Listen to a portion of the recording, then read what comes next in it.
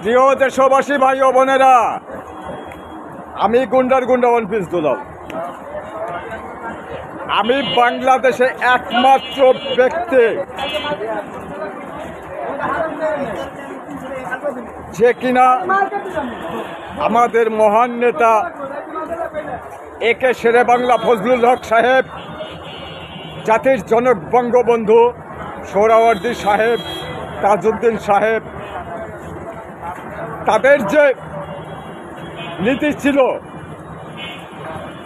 অর্থাৎ সাধারণ জনগণের কল্যাণ কীভাবে করা যায়, তাদের জীবনে চোর কোনটা বদমাইশ কোনো কিছু লাগেনি।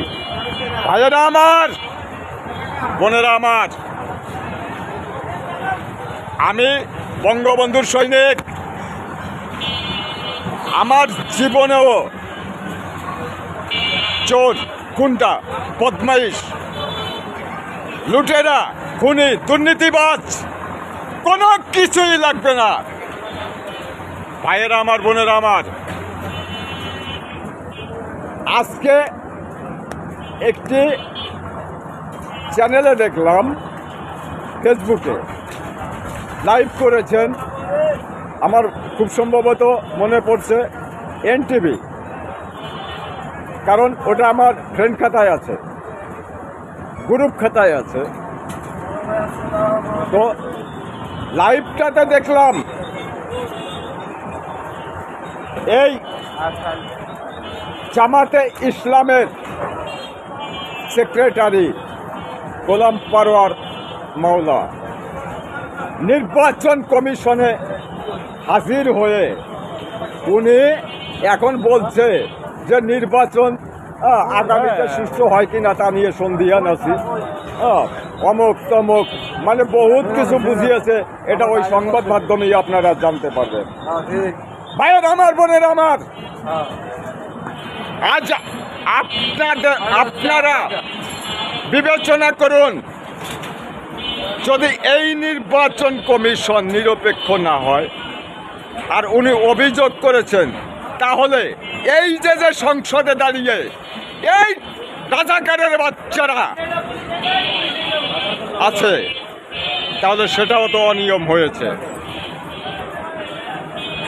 আমি সব সময় লিগ্যাল, ইতিহাস ভিত্তিক যে বক্তব্যটা দেব, সেটা সমগ্র পৃথিবীতে, এমনকি এ বিশ্বের সবচেয়ে যোগাযোগ মাধ্যম ওই গুগল পর্যন্ত আমি পৌঁছে দেব। এবং এই তারেক জিয়ার কোনটা কি করছে, এই যে এখানে এই কেরানীগঞ্জ, এই যে ঘাট, এই যে নৌকা ঘাট, ওই যে দেখুন বুড়িগঙ্গা, দেখুন দেখুন বুড়িগঙ্গা, এই যে দেখুন এই বুড়িগঙ্গা ঘাটে তৎকালীন আওয়ামী লীগ সরকারের বিদ্যুৎ খনিজ সম্পদ মন্ত্রী এবং উনি মওকুফ করেছিলেন এই সমস্ত মানে ঘাটের, অর্থাৎ যেখানে টেন্ডার হয় সে টেন্ডার বন্ধ করে যারা নৌকা শ্রমিক তাদের নামে দিতে হবে।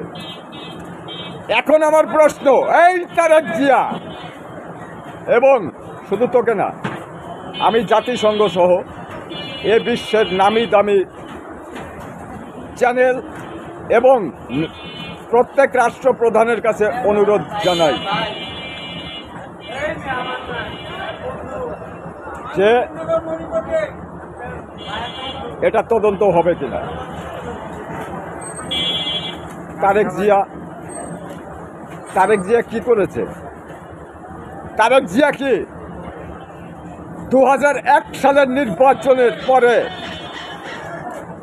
সমগ্র বাংলাদেশে গণহত্যা এবং আওয়ামী লীগের নেতা কর্মীদের উপরে অগ্নিসংযোগ, গণহত্যা, বাড়ি হত্যা, এটা তখনকার সারা বিশ্বের মিডিয়া এটা কি প্রচার করেছে আমি ওই গুগল থেকে বের করে আপনাদের আমি সবাইকে জানাবো।